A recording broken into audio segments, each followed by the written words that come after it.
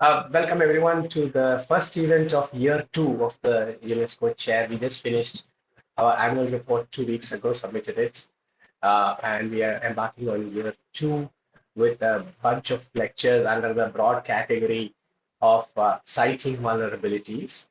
And since most of the time we talk theoretical materials around and representations of vulnerability, given our disciplinary training, we thought citing vulnerabilities should kick off with a very different perspective on vulnerability, and that's why Deepanshu Mohan's uh, essay talk measuring vulnerability, which will be our opening uh, lecture today.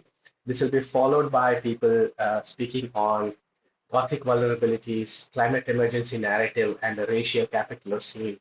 This will be Rebecca Duncan and Johan Hoglund from Linnaeus University, Sweden.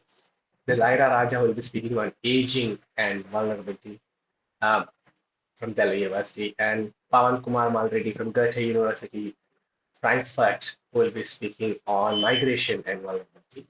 So we have a whole group of uh, speakers coming up, and we are looking forward to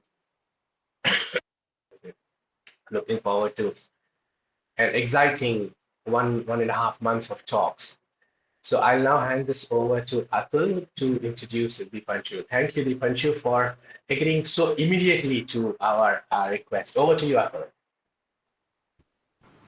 Thank you, sir, and welcome once again, Dr. Mohan.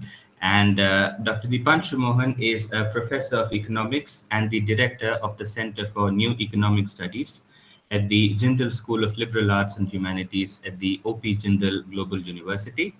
He is also a visiting professor at the University of Ottawa and at Carleton University. He is the Honorary Research Fellow for 2023 at the School of Social Sciences, Birkbeck College, University of London.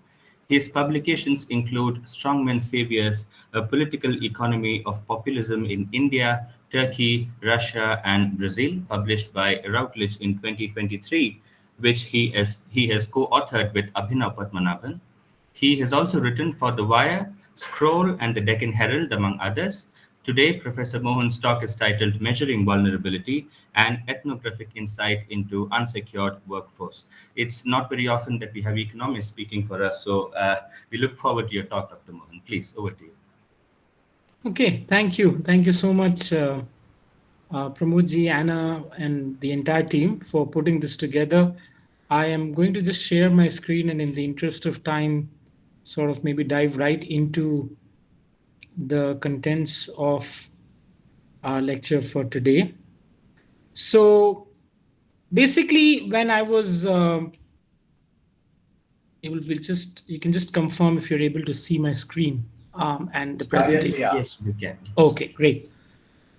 So one of the key aspects around approaching this talk, which was to be looking at the question of measuring vulnerabilities, was approached in the way I was looking at what we could do, is to be able to center this more around methods that are central to understanding the nature or evolution or form of social sciences and the way much of the studies in social sciences is evolving as the landscape around us changes. And I say that for a person who's interested in issues of, I don't know, urban geography, political sociology, economic anthropology.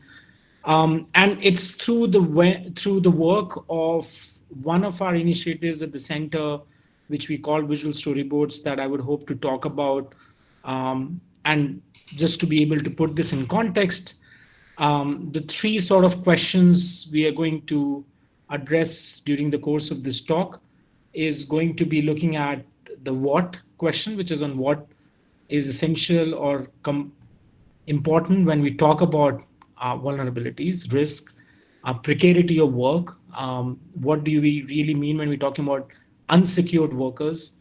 Because a lot of these terms, which are new to anyone studying social science, may want to be privy to this, because 80 to 85% of the Indian labor market, so as to speak, or the workforce is absorbed by a sector which is not guaranteeing or safeguarding basic social security for workers. And that's a significant number of workers under this category, right? So, what do we really talk about when we talk about vulnerabilities of this particular workforce? How do we really understand by studying the lives, livelihood, challenges, day to day concerns of these individuals when we are going out in the field? How do we go about studying? And that for that we sort of devised an anthropological tool by using photography, videography, and also locating agency of workers beyond the text of being able to interpret through objective and semi-structured interviews what's happening in the lives of these workers. So these tools are important to complement our analysis as an academic scholar, and in also giving a voice to the workers and what they are trying to say when we're at the field, and why is it important to talk about. And that why question, I think, becomes more clear, not with me sort of speaking about as a representative, I don't know, vessel of the workers that we're looking at, but when you really look into the cases of one or two particular studies that we've been able to do out of a pool of around 28 to 29 ethnographic projects from 2020, year 2020, it's the beginning of the pandemic. So those case studies are the ones which I will help you understand the context behind doing what we do. So I think it's very important to locate the questions around what we define or call as a measurement challenge or a measurement question to vulnerability or risk, even for that matter, in terms of looking at understanding the lives of unsecured workers for the perspective of these six key overheads. First of all, when we're really talking about unsecured workers, we are addressing a sector or a segment of the economy which we deem to call as the informal sector. Somehow, we do not still or yet have a very formalistic policy outlook towards including or seeing informality as part of a reality which is consistent with those who are working as part of the formal organized sector. And one of the reasons is because a lot of the urban bias that's embedded in our policy ecosystem somehow tends to see the informal sector as being outside the formal sector. But if you look at from the inside out, it's the informal sector which is sustaining the, in basic sort of economics terms, the cost benefit advantages of the formal sector. The reason a lot of investment comes through foreign direct investment in certain sectors in India is because of cost competitiveness factors. And those cost competitiveness factors are dependent on the appropriateness, or in other words, the, in certain senses, the exploitation of workers who are working at levels which are deemed outside the social safety net. So informality is very central to the way we understand social policy and social policy thinking. And the mention of subcomponents of informality, like urban informality, is even more important in how it is seen from a policymaker's lens, those who are responsible for shaping the lives of much of the workers. The second key overhead is to look at mobile insecurities. And by mobile insecurities, what means is much of the workers do not have what you would consider as a stable access to residence or a location of place which they can define as home, or the conceptualization of the lived experience of what they define as home is perceived in a lot of sense in being mobile. And the key motivations that make them unsecured workers, and what is the factor shaping that level of unsecured nature is connected with how mobile they are or how floating they are. So we call the street vendors, for example, in a study in Calcutta as floating entrepreneurs, or those who are moving from one location to the other across the city. The same terminology used in Delhi for being able to sell the products that they have as part of a basket that they need to sell at the end of, let's say, on a daily basis. And their ability to move and move quickly is central to the way of how much they can earn during the day. And while there's a lot of anxiety and insecurity that they have, it's also central that mobility ensures for them their day-to-day livelihood to be managed. The third key overhead when we talk about vulnerability is to be able to look at or measure it from the question of access. And when I'm talking about access, we're talking about access in terms of the access to basic amenities, education, healthcare, social security, basic finance, all of which is central to giving equal opportunity or developing human capabilities, as Rawls or Amartya Sen would talk about often. What you find is much of the unsecured workers' daily challenges are revolving around this particular concern. And we don't really have a good sense of how do we measure access to the basic economic and social opportunities that are essential to shaping the well-being of each of the workers that we're talking about. And one of the reasons for this is the disjointments or disjunctures that are existing in a labor market. So yes, we talk about informality, formality, rural-urban divides, a lot of these categorizations in the way when we define work. We talk about in economics and the labor market surveys, you use the word casual employment, self-employment. All of these categories are created because of some of the structural inadequacies that have been there in India's labor market for a very, very long time. It's not a creation of, let's say, a few years or few decades. It's been there for a very long time. And our labor market is in some sense deeply stratified. And it's difficult to make sense of it through just any simple objective binary analysis of which area or what you're working and how you define your work, right? So you need some kind of a narrative based understanding of looking into the lives of unorganized working groups who are lacking access, as I said, to basic amenities. In some cases are extremely mobile in terms of the daily life and the work that they do, and are absorbed by largely the informal spaces where questions of access to basic social security is a concern. There are two key other questions which I think, in the series are addressed by speakers coming on later. I will only sort of highlight these, which are very central to the way we have addressed our research questions in the projects that we've done, is also the question of embedded identities. So it's no surprise that much of the workers who are we talking about who are belonging to the unsecured workforce are often belonging to a given social identity or a social group, or have a cultural disposition which is unique in the sense of the space that they have acquired, which may have a connection to their geographical identity, their social identity, and that has a role to play in the way of the work that they do.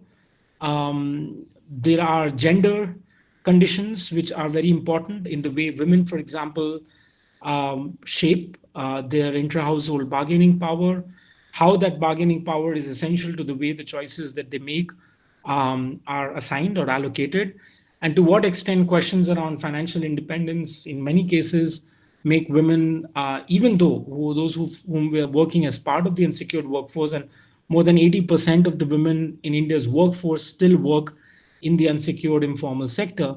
So that's largely much of the representation of women work in the Indian economy.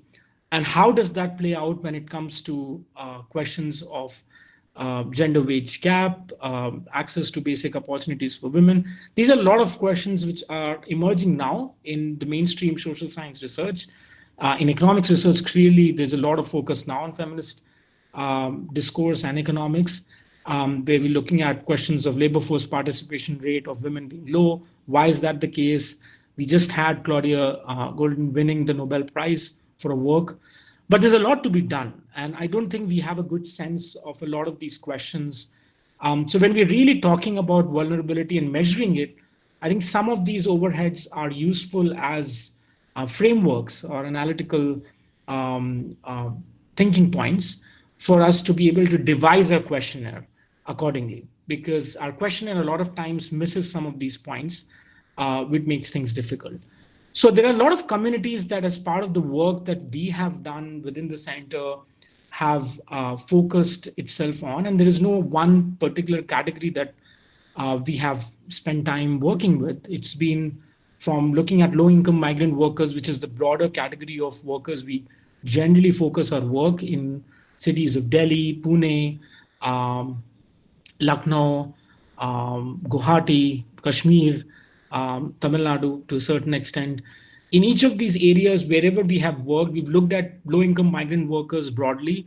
And we're trying to also expand the purview of looking at through and across more cities and more semi urban and rural areas as we progress forward. We've also looked at nomadic tribes and the state of their sort of invisibilization from the mainstream social policy thinking. What's the condition of, for example, the Bakarwal community in Kashmir, where we just finished a project this summer? What's the nature of vulnerabilities and risks that they are facing, and which is um, extremely different and difficult conditions for those who are hardly recognized by the state government apparatus, even though constitutionally they have rights that are enshrined for their right to basic healthcare, education, number of things. But we look at other cases of sex workers in a project we were attempting to do in Pune and Delhi.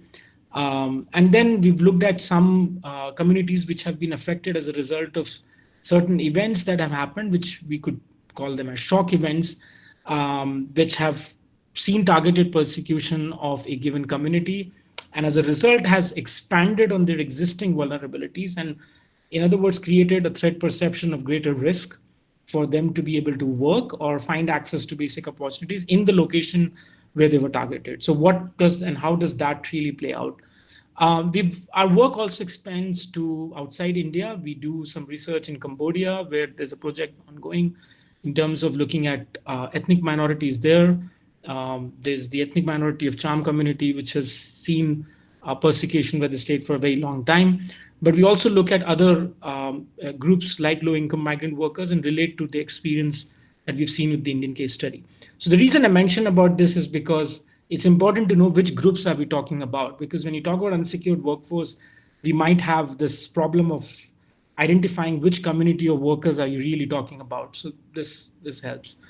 Now, we call this method of work that we do or undertake as visual storyboards, and sometimes it's difficult to understand for when you talk about a new methodology of what the terms mean. And in terms of designing, what we call as a storyboard is it's a method to be able to sort of meet what you would consider as art or craft of academic research with tools of investigative journalism in a certain sense, where a first part of the 2 weeks out of an 8 week sort of long short ethnographic project, given the resource limitations the center would have, would be spent largely on observation in identifying a community's state of being, their day-to-day life, and observing that more closely. It's interesting to see that the first 2 weeks are spent largely without really having long conversations or interactions with the community as a whole. But what's spent is really observing what's really happening in their day-to-day lives. And their participatory observation, I think, as a tool in ethnography is very helpful. We are then spending at least a week's time doing a recce in terms of where and exactly what context, spatially speaking, is where our study is going to be focused. It's difficult to narrow it down, especially in very dense, compact societies where it's difficult to be able to sort of identify one area against the other. So you'll see when I talk about the case study in Kapashera, for example, which is an area close to Delhi-Gurgaon border, the south of Delhi and sort of the north of Gurgaon. What does this really mean, or why is it important to do a recce? The third and the fourth stage are consistent with much of what academic research tends to look at, is to be able to frame a questionnaire and connect with the community and utilize local organizational networks to be able to talk to as many people as possible.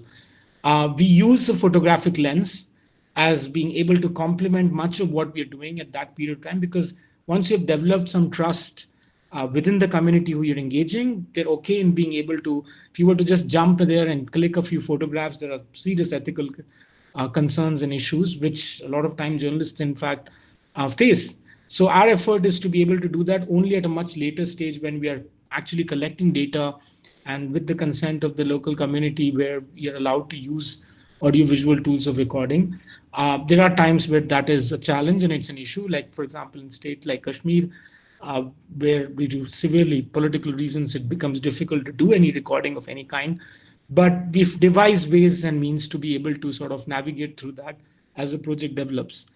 But largely, what we're trying to do is use objective questions like on income, consumption patterns, which are consistent across all groups that we study, because it's interesting to know how these groups adjust to changing economic scenarios. Like if you have high inflation, how does the group really it affects the group's household consumption patterns? Are they able to adjust to the changes in price accordingly? If their incomes are not rising, what are they doing in terms of extra time work?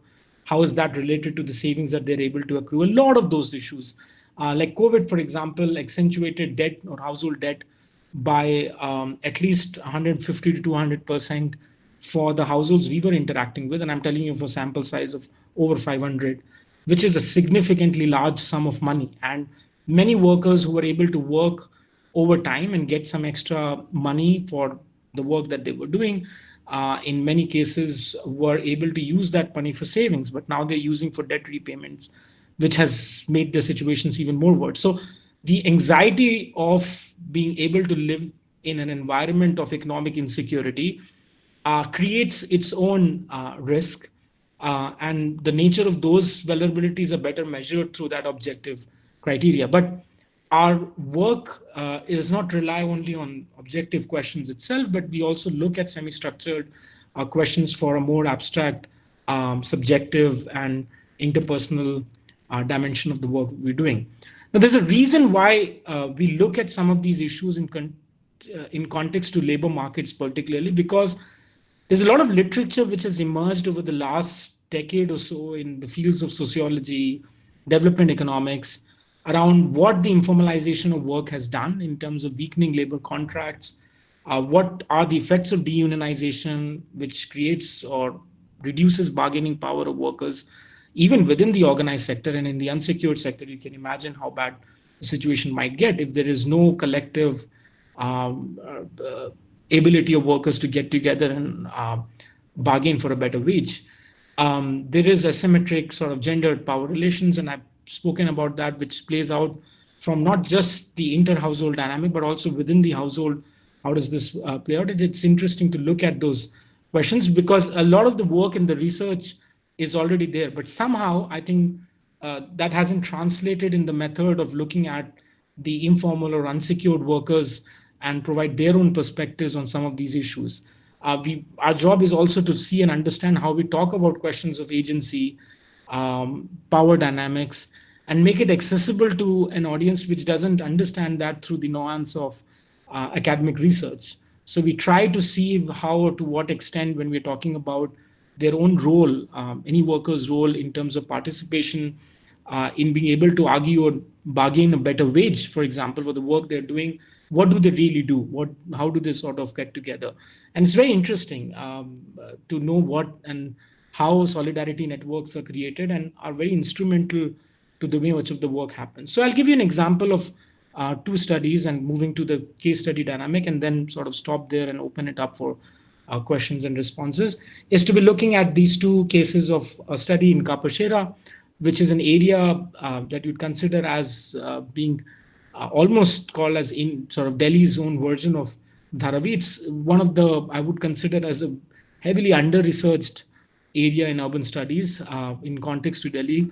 And one of the reasons is the logistics of navigation and being able to do research in that dense an area where over 50 to 60,000 people stay in the official numbers, but the actual numbers go way above that, at least twice of that. And it's difficult to do any work because where do you start from becomes a question.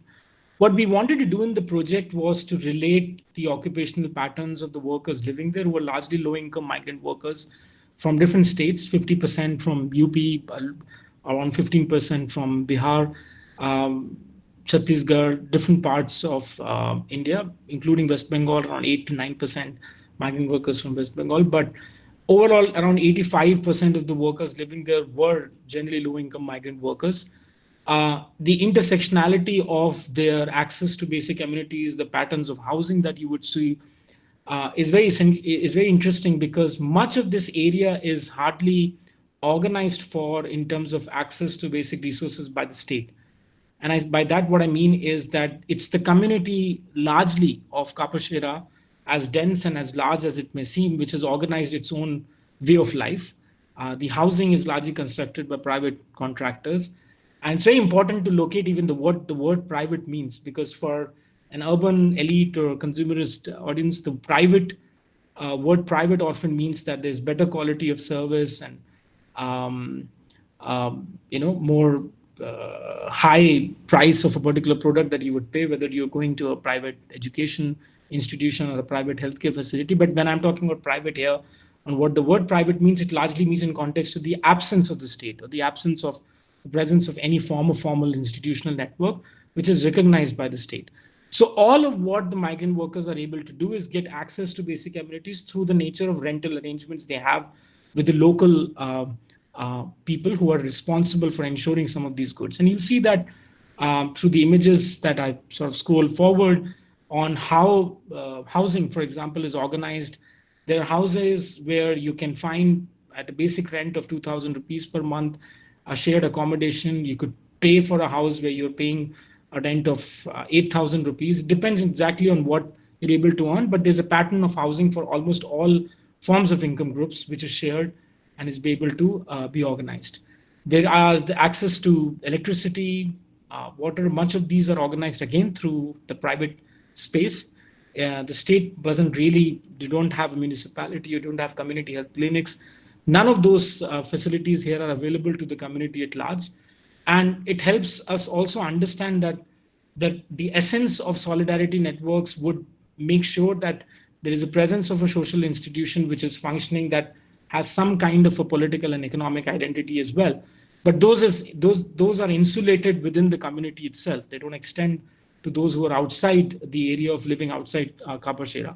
So this, for example, you'll see is sort of water built meters, which are connected to each and every house that you would be staying in. And there are locks that are put to each tap. So depending on the rental arrangement you have with your landlord or the person who's giving you the house, you'll be able to take and access water accordingly, and their charges are applicable accordingly. So this is what you'd consider as, in basic economics terms, the sort of sacred purity of laissez-faire, where there's absolutely nothing where the state is even providing access to, drinking water included. And that creates its own lifestyle. Now, the other case of workers who we have sort of worked very closely with are daily wage workers in different cities. I mean, I'm talking here about largely of our project in Lucknow and Pune during the pandemic, where we were trying to understand how the lockdown restrictions had affected daily wage workers. They were moving from one part of the city to another city to be able to find some work, because their day-to-day access to nutrition, everything was organized about the daily work, or dihadi, what they call, on the work that they get. But the interesting thing was that every city in India, and it's interesting, I mean, I didn't know about it myself, but as you start looking closely, even in Delhi, now I know of in Bangalore at least, Lucknow, the 8 to 10 cities that we've been able to look at, they are the presence of what is called as Mazdoor Mandis, labor markets which are organized as collection spaces in a spatial sense of workers who get together every morning. And there are contractors, largely in terms of work in construction, who would come there and just pick workers there up by bargaining for a daily wage or a dihadi, and then getting the worker to work with them for the day and sort of drop them back to those locations. But coming to those locations, they're making a journey which is, in some cases, 5 to 6 hours from their native space. In some cases, it's a village. Metro connectivity in cities like Delhi, for example, has made it possible for many of the daily wage workers to travel far distances from north and parts of north and satellite towns as well. And that's, I think, interesting to look at how mobility through public transport give opportunity for the workers that we're talking about, who are not otherwise able to find work in their own native towns. The question of how migration happens amongst daily wage workers has a gendered component, which is interesting to look at. We interviewed a lot of women, a lot of whom were, partners, spouses to the male workers who were there. It's largely the male workers who are moving more often that we were able to find.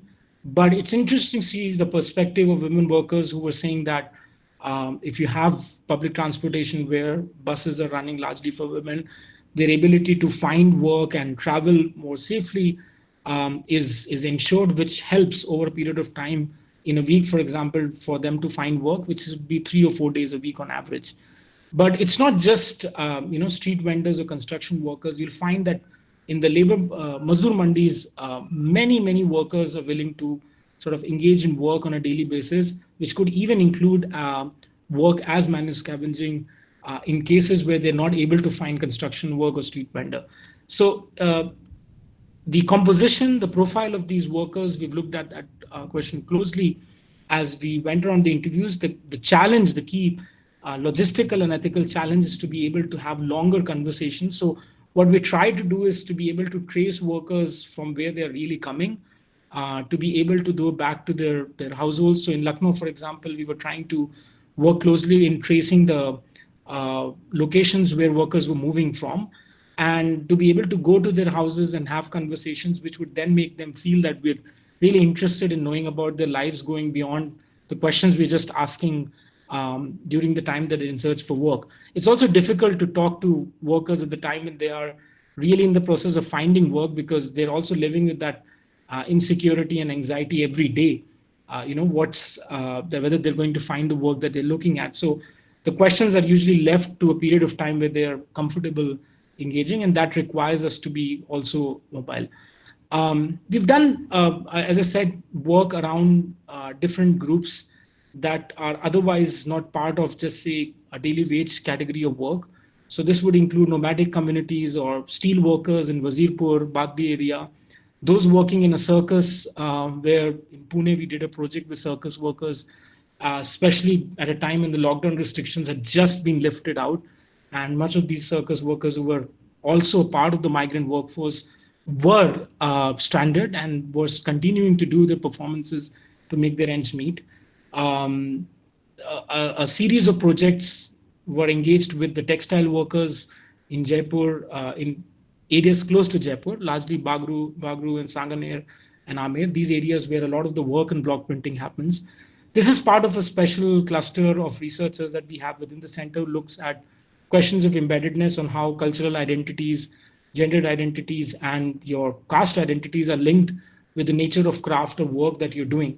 And in this case, we started with work on block printing craft, but it's through the life cycle of the craft that we are actually able to understand what is the role of different workers or those who are part of a particular social identity group in terms of the value that they add to the craft itself. And it's interesting to see how even the blocks are made, which is essentially done by 3 or 4 different kinds of working groups, where the role of, for example, women is very essential in the way the design element of the blocks are created. How the print happens in terms of the washing of the cloth, a lot of those is something essential to, again, different aspects of the workers that are involved. Our extension of the work did not just position itself around Jaipur. We then did a series of projects around Bhuj, where Ajrakpur, Dhamalka, the other areas where block printing work happens is something that we had looked upon.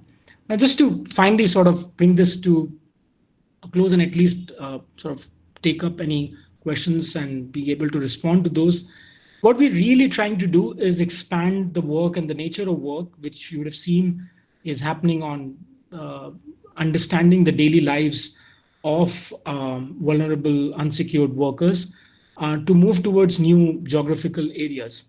We do want to look at how the triangulated geographies of rural, semi-urban, urban areas come together when we are talking about questions of mobility, because a lot of the workers we come across in some cases are moving from rural areas to urban areas for work, but they're happy going back to their native rural areas. And you saw this in the pandemic, right, where a lot of migrant workers from Bombay, parts of Delhi were immediately interested in sort of going back and walking even on foot to the native village towns because they felt that they were more secure in terms of being able to be taken care of by the community where they were part of. It was largely because of that community and solidarity network. For those who had that solidarity network, like in Kapuchera, many migrant workers didn't end up going back to the native village towns because they said, well, we've not been taken care of by the state in any case, so it's this group itself which will find a way to make ends meet. We're also looking to build collaborative partnership. What we do is so far is work closely with social organizations who've all been already working with communities, and their sense of understanding of vulnerability and risk is extremely different and difficult. They do understand that much of the workers live in a lot of economic insecurity and anxiety a lot of times, and as a result are looking to find ways to support them, not through aid or unilateral assistance, but by developing an ecosystem where there are fair wage opportunities that could be developed. So we provide capacity building support to these organizations, help them document their research, but in turn also get access to the communities that they are closely working with. I think the need for cross-border case studies is essential. So I'm in the process of working on a couple of grant-based opportunities for projects in Brazil and China to be able to look at other contexts in which low-income migrant workers work. I was aware of the Chinese case by having a visit to areas of Kunming and Yunnan province where a lot of construction workers uh, who are there are also in situations which would appear to be similar to low-income migrant workers who are working as construction workers in the premier cities, but have better social security taken care for by the state in terms of healthcare and education for the children. So, what are their lived experiences? I think it's important to look at that. It's also interesting to see how micro level interventions that we are able to make are sort of over a period of time helping workers and organizations to find more routes. So the block printing project, for example, that we were able to present at different institutions, got a lot of people interested in being able to support the craft, which is the hand block drawing authentic work is almost in its final stages of being endangered to extinction. Much of the hand block printing work happens through screen printing, which is a commercialized, mechanized way of producing it. It is still sold as if it's the authentic craft, but it's no longer the case. But a lot of people came forward to be able to find ways to assist and support organizations which are doing good work. And I think through the work that we are able to do, I think locating that agency of what the workers are experiencing is very critical. And I think visuals really help in that regard to be able to make people to be much more emotive and caring to the concerns that we are able to highlight. With that, I'll pause. If there are any questions, we can take those up. There are some links that are there. I'll just share in the chat box a presentation link to this very presentation. I must add and say, with all respect, that much of the research that we've done over these 28 to 29 field projects have been anchored by students who we depute as field correspondents. They're given ethical training of field work. A lot of them are given exposure to the field only after they worked on shadowing a few of us who worked on the field for a while. But it's important to realize that it's because of these students that much of these field studies were possible. And you could see some of the work on the links that are shared here on YouTube and on the website of the center as you go ahead in sort of absorbing that. Thank you. Atul, would you handle the question answer session Yes, this morning? yes, sure. Yes. Thank you, Dr. Mohan, for that amazing lecture, and it was interesting for us to listen to your experiences in the field, and we now throw this open to questions. So, if there are questions and comments from the audience, you could raise your hand. You could click on the raise hand button, and we'll call you. We'll call you out.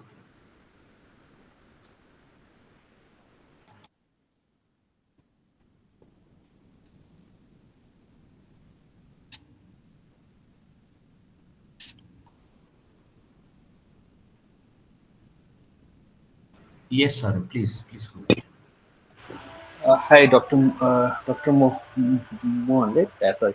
That was a very good lecture. I just wanted to, had a certain, I don't know if this can be called a proper question also, but you talked about in the beginning of your talk uh, about how you need narratives to enter and examine these groups of people, right?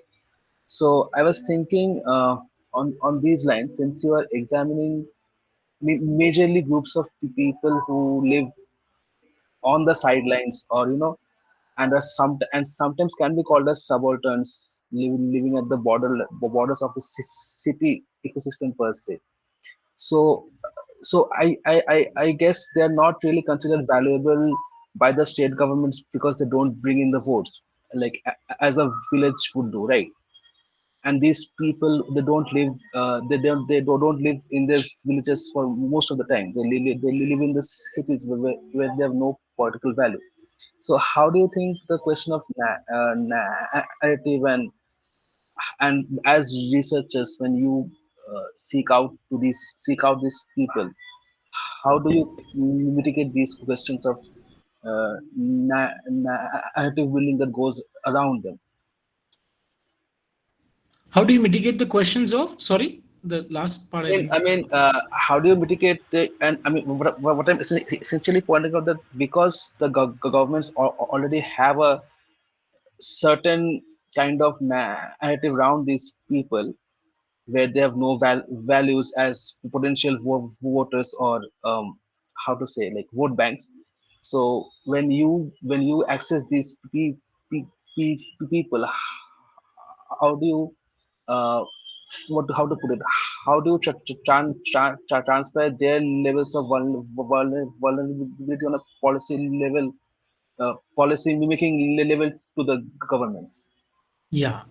No, no, thank you for that question, sort of. So, do you want me to respond to each question, or do you want me to take a couple of them and then respond collectively? I mean, up to you, sir. Up to you, sir.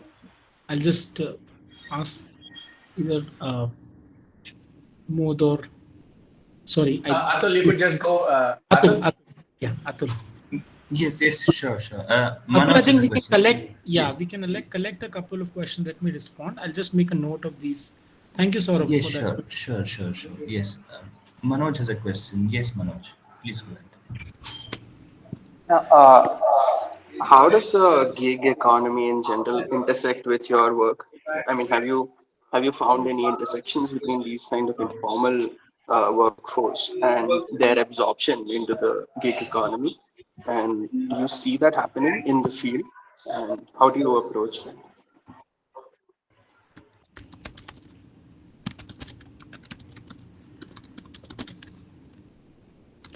Okay, so yeah, on Saurav's question, see, it depends on which state we're really talking about. So in case of West Bengal, we saw that the municipal network and the state governance across different city-based areas were more considerate of being able to demarcate areas on, for example, in street markets and locations where street vendors were engaging in their day-to-day work.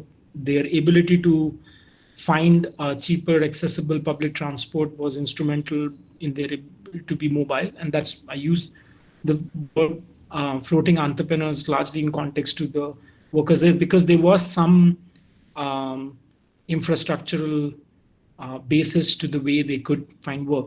In some cases, in fact, some of the women we interviewed in Mulikad, which is one of the largest flower markets in Asia, below the Howrah Bridge, um, you would find actually women um, saying that they're actually okay doing what they do in terms of selling flowers, but they would rather find it more useful to have more sort of hands-on training in areas that they can help sort of expand their business. I talk about this one story of a woman quite often who was extremely proud of the work that she was doing. She's selling flowers for almost 28 years and used to help her mother doing that in her childhood days. And she educated herself to be able to become more financially literate and handle her own accounts. Took a couple of people to work closely with her and helped and set up a small shop, which wasn't sort of registered as such. But what she was hoping for was more technological knowledge because she felt that during the pandemic and lockdown, a lot of the orders she was able to get was through her phone. and she didn't know much of how to sort of expand that or use the internet as a way of expanding her market. I mean, the conversation with her was less about what nature of vulnerabilities she was experiencing, but more about the optimism of being able to expand the work flexibly as being self-employed and casually employed. There are all sorts of perspectives, so it depends a lot on the conditions under which you're sort of identifying a group. We don't sort of look out and categorize workers that, all right, this particular project we're going to look at street vendors, or we generally go in a particular area where we worked. So, for example, Kapashira is an area we work a lot of time. So, the different worker communities. So, recently we've been looking at home-based women workers who've been doing a lot of work with garment factories. They're not formally employed, but at the back end, they are responsible for doing a lot of work around stitching, things that apparel companies or small, or what they call as semi-skilled work that they need. It's actually not very semi-skilled. It requires a lot of skill, which these women workers are able to provide. But due to logistical issues, due to factors of social cultural norms, many factors contributing, they are not too flexible in moving out and working in a factory, but they're working as home-based workers. And there are organizations which help provide a link between the industrial and household network. So it depends a lot on the space, the politics of that space, the social profile of the space, the economic landscape of that space, and the sort of the response that you're likely to get in these semi-structured interviews on the perception that the worker or the respondent himself or herself has. So many daily wage workers in Lucknow, for example, were far more critical of the state not recognizing the Mazdoor mandis as areas where they could develop, let's say, fair wage bargaining mechanisms to get a better wage, because a lot of times the contractors build their ability to get a worker based on who's charging the least, or who they're able to convince as the person who would charge the least wage. So workers were of the view that, yes, if we have more collective platforms and if the state helps and allow for that to happen, you may not formally recognize those as labor unions per se, but some kind of solidarity networks which are state facilitated can help them get better wages and opportunities even for mobility. So a lot of the questions are based around that. It's also interesting that when you use the word subaltern, so I often get reminded of Partha Chatterjee's own reasoning on who's actually the subaltern, right? Who you can define or call the subaltern for. As a outside observer, when you're going on the field, we might see an individual as someone who can provide a lot of interesting local contextual knowledge. But in our visual storyboard method, the observer who's on the field is also being observed by a back-end team who is looking at the footage that, for example, I would be collecting. And then I would go back and have conversations with this back-end team, which would look at those audiovisual footages and being able to understand of what I was able to look at. So sometimes the observer's own points of view and observations are factored in the way the interpretations are drawn. And I think that's a very important process where the observer himself or herself, in some cases, may allow for certain conditionings from emotive reasons or other reasons to be able to shape a selective narrative that you might sort of come out with. To keep it more centered, I think that nuance, I think, gets developed in your reasoning when you're able to see even the outside observer from a further outside orbit. And that I think the audiovisual, I think, methods allowed us to do during the pandemic research as well, because for ethical reasons, we couldn't have students doing field work. So they were really helping us a lot with back-end research when they were looking at the footage of what we were collecting and then seeing what we could piece it together. On the second question, which was mentioned, was on the gig economy. I think so that's an area we're really looking now to do a lot more work. We have had the opportunity to see, because there are a lot of what you'd consider as socio-legal voids in the way gig work is seen and recognized and understood. There's a lot more research now happening, even in sociological studies, which is looking at that. But we have not done, I would say, as sort of a long project with gig workers as the way we've done. One of the killer problems with that is that the nature of work with gig work delivery workers is such that it's extremely difficult to be able to, like we found with sex workers as well, to be able to interview these workers at the convenient time or follow up on interviews. So we don't sort of have just one-off conversation with the respondent. We usually speak to the same respondent at least 2 to 3 times. And with gig workers, I think we've seen that it's been very difficult. We want to do more. We're hoping that in Bangalore, for example, we do a small study. We were talking about this with a group of researchers who've been working on urban issues. But let's see what we're able to find in terms of, the context there.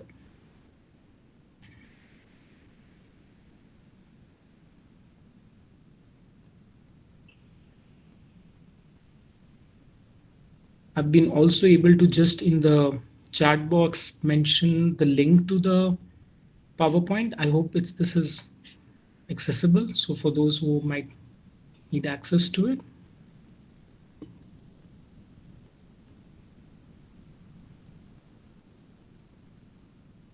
Atul, please. Atul, do you have a question? Yes, Dr. Mohan, as in, what kinds of inputs do you get from people in the unorganized sector or migrant workers? As in, when you go for these field studies, what kinds of inputs do they give you, which could then contribute to social welfare policies or labor welfare policies? Yeah, so in fact, a lot.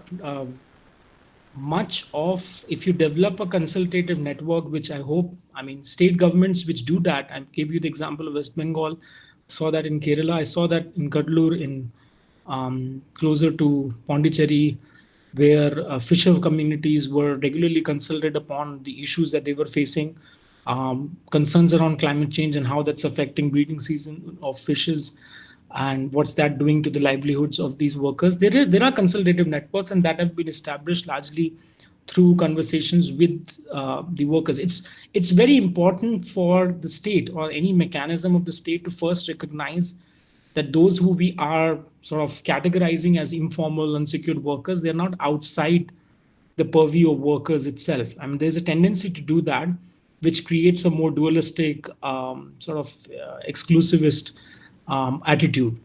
And in cases where that's relevant, you would find that the workers push hard in being able to talk about issues that they're genuinely facing. So women, daily wage workers who are migrating on a day-to-day basis from their from satellite towns, so for example, to come into Delhi for work, would often talk about safe mobility, right? Largely how because not everybody travels by metro. Even you need to understand that for a lot of the unsecured workers, traveling by metro is also very expensive. For most of them, would travel rather by bus, and the presence of state transport buses are not as many. And with issues around urban pollution, the context in which this whole smart city, narrative fuels out is it's excluding even much of these workers to be able to come into the city and work. It's easier said than done that, oh, well, if the locations where they're actually living, the more employment opportunities, they would not move. Yes, it's true. But we expected that when migrant workers went back to their native villages into states of UP, Bihar, Chhattisgarh, during the lockdown, that a lot of them might not just come back to the city at all. That's not true. A lot of workers did come back because they found that the situation on the ground had not changed.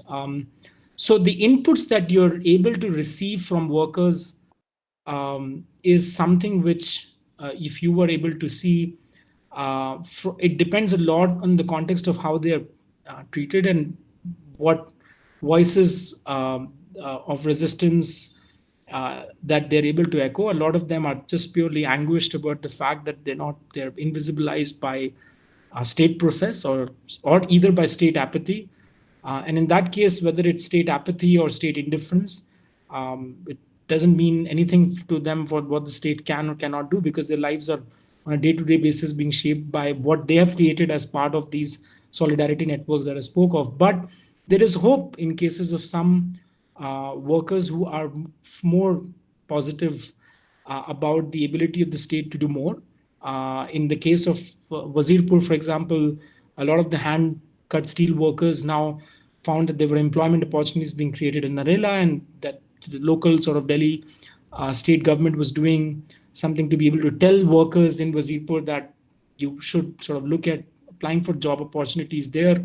And they were helping out with case of mobility in some cases. So there is some or the other work where state governments are involved and not. But um, to sort of respond to the question more generally, I would say that inputs that come out are largely on the nature of questions that I was talking about, that are related to the nature of vulnerabilities that they have, which is on access, which is on uh, the pattern of housing in which the workers are staying, the nature of occupational pattern and the wages that workers are receiving, the access to basic amenities, finance. It's a big issue for it's easy. UPI has been, yes, a revolution of sorts in India, and the demonetization, we've created a lot of these issues for workers to be able to not find cash.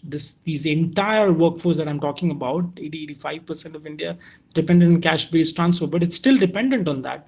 For those who found alternative means in urban areas, used UPI methods, but you have to understand who's really the person whose account is the UPI transactions linked to, and the gendered implications of this. When women street vendors, for example, are using accounts of their, which are in the name of their spouse, male spouses and partners and husbands, who do not then give access to the money that the women street vendors are earning, and that creates a lot of issues for them at an intra-household level. So those complexities are very layered, and that's why women and many other of those who are engaged in already a vulnerable occupation see a risk perceived around their existing occupational pattern beyond going beyond what just the nature of work relates to. There are a lot of other things that they have to sort of face. And I'm in rural areas. I mean, the situation is far worse. We do some work in rural Assam, but that's for another, I think, maybe time to discuss. I think there are a couple of people who've put some questions. I'm just gonna see if we are, in the interest of time, be able to respond to all. Laboni, I think, wanted to say something. Sorry, please. May I ask the question? Yes, please. Yeah, thank you for the lecture, Dr. Mohan. It was really very fascinating. My question is for based on the intra-household politics of these women who are working in these unorganized sectors. So are there domestic work which they do for their own households, like rearing their children and so on? Are they considered within your project within the purview of vulnerability? And the question is like, what are the specific vulnerabilities and questions of inequality of access to resources, etc., which are considered for this specific area, that is unpaid domestic labor for their own families? So we use time endowment. Questions at the art of time endowment service when we've developed enough trust within. So getting intra-household access is extremely difficult. Like, for example, now in areas we've been working for a couple of years while doing short sort of projects, it's easier now to be able to talk to people more convincingly about what's happening at an intra-household level. So we do time endowment questions as part of the survey that we're doing, while trying to understand how much of the time that is being spent by a sort of a woman member of the household is put on towards paid work and unpaid work, or work which is monetized for and what is not monetized for. The situation is, and it depends again on which location you're doing work, because in Cambodia the situation is entirely the opposite. There are a lot of male workers who are engaged, male partners who are engaged also in a lot of household work, but that's owing to the largely cultural factor of a more sort of, in some cases, in semi-urban areas in Cambodia, more matriarchal structure present. But if you see in much of the Indian studies that we've seen so far across different cities, almost 95% of the women respondents are doing an exceptional lot. So a lot of them, as you know, the numbers of NFHs are anemic. Cannot get enough sleep, are finding it difficult to get access to enough nutrition. as part of being expected to do a lot of household work and also contributing to sort of extra household work, which is paid work. And the situation there is extremely difficult. And you have to understand that a lot of, so in Wazirpur, I don't know if you saw these two girls whose photo was the first photo of the image. I would have maybe talked about that more. These are two girls who, one of whom wanted to photographer and the other wanted to work in a, was training to work in a, saloon, but had to leave that because their mother was involved in steel work and sort of was barely making enough to be able to manage her household. And these two girls, at the age of 14 and 16 respectively, started doing hand-based hand cut steel cutting job, something which is where the chances of frequency of injury of a knee, of a finger chopping off or something else happens almost once in 10 days for workers there. And they've been engaged in that work in Wazirpur for almost now 4 to 5 years. And all of them do a lot of household work before they're going to the factory. They're paid half in much of the cases to the male workers doing exactly the same job. So it's, I mean, there is no there is no threshold limit to be able to say about what level of risk precarity underlines the nature of work that women are involved with. I must also add that the situation for community health service providers like ASHA workers and Anganwadis is not very promising as well. In many states, state of UP, I can speak of, there are issues in being able to see these workers even as workers. I mean, it's been a big legal challenge for the workers to get community health service workers to even get minimum wage as per state and national wage norms, even though they're doing so much beyond public health. They're doing a lot more in terms of counseling, community delivery services. During COVID, a lot of them were instrumental in sensitizing local urban and village populations around what and how to sort of sensitize and prepare themselves for defense against the virus spreading. So I don't think we've done a good job in being able to even understand that level of vulnerability. But I think time use and time endowment surveys are, I think, a good methodology in terms of how survey questions are planned. When you have a better sense of the community you're working with, there's some questions you can really put, which women, for example, in terms of how much of decision making influence they have on their child's education for those who are married and have kids, on the fertility preference of whether they can have a child or not at a certain period of time. Those questions, as sensitive and ethically difficult as it might be to navigate, are questions we have put in our service depending on how well we've been absorbed in a particular community, because that's a big factor. You can't ask those questions like right on at the beginning of a particular study that you go out. It actually endangers, and actually a lot of harm has been created through that kind of intellectual work, I must say. Because in Delhi, for example, if you were to say you're a professor and you're there for a survey, be rest assured that a lot of you would not be able to just get any questions responded to, and because a lot of community workers, no matter how much of precarity or risk that they're facing, are sick and tired of the kind of questions that are asked. And then their questions are recorded and nobody really asks about them at any point of time. So our effort is to also work closely with these groups over a period of time to see what their needs are and how can local organizations help mitigate them. Thank you so much.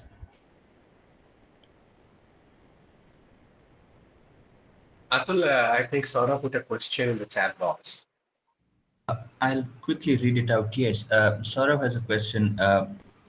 Do you think because the workers come from so many different places and assimilate in the city space, is it difficult for them to create uniform associations?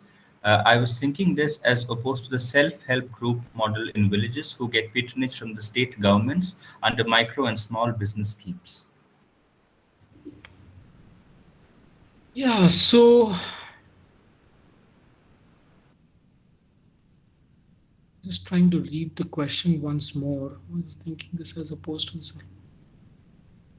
Yeah, even the self-help model it depends a lot on the intention and the willingness of the state and the local decentralized political networks to ensure these are running. So, I mean, you'll find that some of the southern and eastern states which have done very well with self-help group based models, there the situation is extremely different. I was just talking about the experience of, for example, ashas, anganwadis, where there has been a lot more done. It depends a lot on the politics of social mobilization of the states as well, right? There's certain states which saw a lot of discussions around dignity of work um, to be very central to the way of how work is organized, and wherever you would find that women-based social movements have anchored themselves to bring social, political, and economic change, there you would find that the situation is very, very different on the side of how work is happening. So if you look at workers from many different places and those assimilating in city, uniform associations take a lot of work and effort. So, for example, in Kolkata, a lot of that is still there. So, street vendors, for example, is a group which at a state and a national level has mobilized reasonably well. A lot of evictions that might be challenged are in the court of law through PIL systems, help them buy time to be able to find more time to continue the work that they're doing. So they do get into better sort of situations to be able to use solidarity networks to have a say in what kind of work that they are able to secure and not. But that really depends a lot on the strength of civil society in terms of that particular city and be able to bring workers together. So cities with more vibrant, I think, civil society and media-based networks, which operate in an independent, non-partisan manner, you'd find the situation to be more different. There's better bargaining and unionized networks. In most of the cases where I think the situation is dire and really bad, there I think this is. I think it's interesting to look at, for example, domestic workers, what kind of solidarity networks they develop, even in societies they're working. In the urban elite societies of Gurgaon, for example, how a group of women domestic workers would ensure that they are paid a certain wage and they do not settle for anything lower than that. It's another case that there's no institution backing or securing what they argue for. And there's certain organizations which sort of work to be able to ensure that, but it's still a drop in the bucket if you were to speak against the self-help group model, which has worked well in certain states. Thank you, Dr. Mohan. Would you have time for one last question? Yeah, fine. Yes, sure. I think our project is in Meenakshi had a question. Yes, please go ahead. Please. Hi, Dr. Mohan. Thank you for that talk. Now, I was listening to your talk, and I also took a look at the visual storyboards project. Now, the first thing that struck me was how similar the Center for Equity Studies works. As in, I know that they do not do visual, visual essays and video essays, but they are involved in a lot of ethnographic research. But they also convert that into, they have a lot. They do statistical analysis, they study data patterns, and they convert it into reports. So. Have you looked at your project as something akin to that, and would you hope that some of the research that you do into patterns that you notice, or the kind of data analysis that you do, would you hope to bring out something like, they do the India exclusion report, which is very popular. So are you looking at documenting some of the results you get from data analysis from your own project into something like that? Yeah, well, we have working papers for each project. Out of the 28, I think we see the only thing we look at. So we have three kinds of written deliverables. I'm sorry if I was not able to make that clear, but in the links that are mentioned in the presentation, find the first link, which is towards the center's website, and there's a section of working papers. We've had for each and every study that we've done a series of three kinds of written deliverables, documented deliverables. One is which is written in form of media commentaries. We've had partnerships with Scroll, Wire, and Bloomberg Quaint to carry our work. They still do in much of what we complete on a project. The idea is there to sort of sensitize the wider sort of network of scholars and those who are outside in academia to understand the nature of concerns faced by a particular group. Much of the analysis is based on, as I said, both objective and semi-structured interview, narrative-based style of sort of documenting that. We have a working paper that comes out from each study, which tends to have a larger, more summative analysis. It's more sort of long length in its writing style, but we also have journal articles that have been published. So journals like Asian Ethnicity, Rutledge Cities, um, uh, uh, book chapters in Oxford University Press, now one in Cambridge University Press in Springer. We've had actually, with each study that we've done, some length of work which is in an expanded form and document, because um, I mean, one of the main purpose of the methodology to evolve was to contribute towards academic scholarship, which requires its own scrutiny. But as you understand that working on a journal article or a paper, for the stages of review that it goes through takes a lot of time. So we don't stop working at that one study. There's a back-end team which, so as I said, that there are a lot of students involved who are at different stages involved in the work that we're doing. And a lot of the work is where I sort of come in ensuring that our writing process is organized in a certain manner where we know what our research questions are in terms of, you know, a journal article format or a book chapter format. So Kapashera, for example, I would say has for now till now produced at least three journal articles, one book chapter. We're right now working towards a manuscript with Rutledge, which is due to come out next year, which is of a book called Crisis Narratives, which document around 9 of our selected case studies from the pandemic. What happened? So a lot of that happens. I'm aware of the Center Equity Studies work, and even Center for Sustainable Employment of Azim Premji, Amit Basole, Arjun Jaydev, a lot of them work in the economics department. So while they do a lot of work around labor market employment statistics, our work is complementing that with ethnographic studies. So what we keep doing is also sharing our work and our resources in being able to see what we are able to project and understand from a more micro perspective, and then what the macro realities are. Because my training was in economics and largely in macro areas, I was trained in economic history, and largely looking at numbers from a more macro perspective was what my training was. But then I was exposed to doing the kind of work that the nature of research now involves, which is ethnographic and anthropological. That creates a very different sort of area. So much of the time, intellectually, I think it's one of the conscious efforts is to see that the micro realities are mapping with what the macro situation is. So if I keep making in columns that we are writing parallels around inflation analysis and unemployment and how that's percolating down to particular communities where we're working, and bring those insights and quotes into the mix. So I think it's very important to see ethnography as a dynamic force of inquiry, rather than just as one of the methods of research tools that some social scientists use. I hope that clarifies. But yes, documentation is there. Thank you. I must also just, before we close, share this link to the Access Inequality Report, which I think some of you might find it interesting. It's there on the center's website, but for those who are not able to access it, you can let me know. We had a series of, just a second. I mean, this was a long, we looked at around 160, 170 indicators in the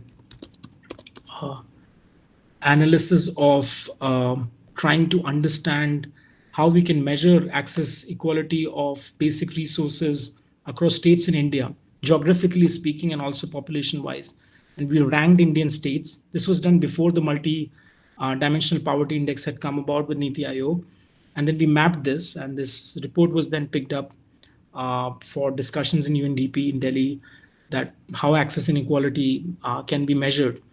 And that's, the report is in public domain. The indicators is also are out there.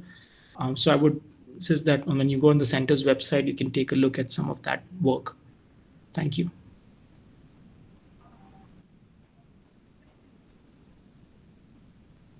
I think we are over time. Yes. Thank you, Anna.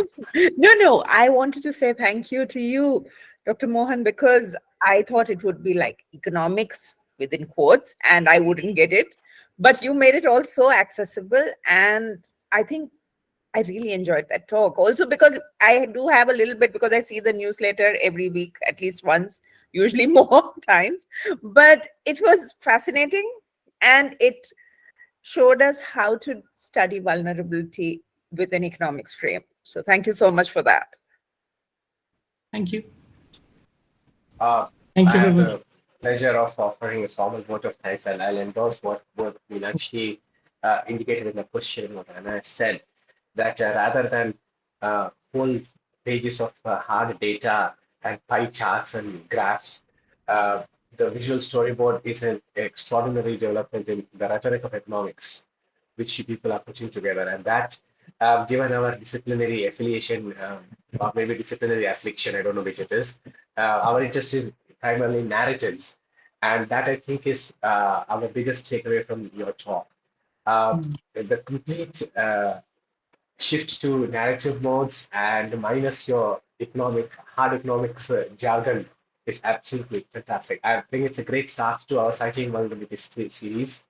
I'm also very grateful to you for putting together this enormous body of work in such a quick, crisp summary, and also offering what we think of as research methodology questions and approaches. Your early slides did that brilliantly because, as you are perhaps aware, literature people uh, think by a year two of their research they can do anything. So we will have people practicing ethnomusicology, sports psychology with no understanding of the methods or methodology. And you showed us exactly how it has to be done. So I'm very grateful to you for that. So as a formal vote of thanks, first to Deepanshu Mohan for obliging, finding time out of his, what, 35th project now, Deepanshu? No.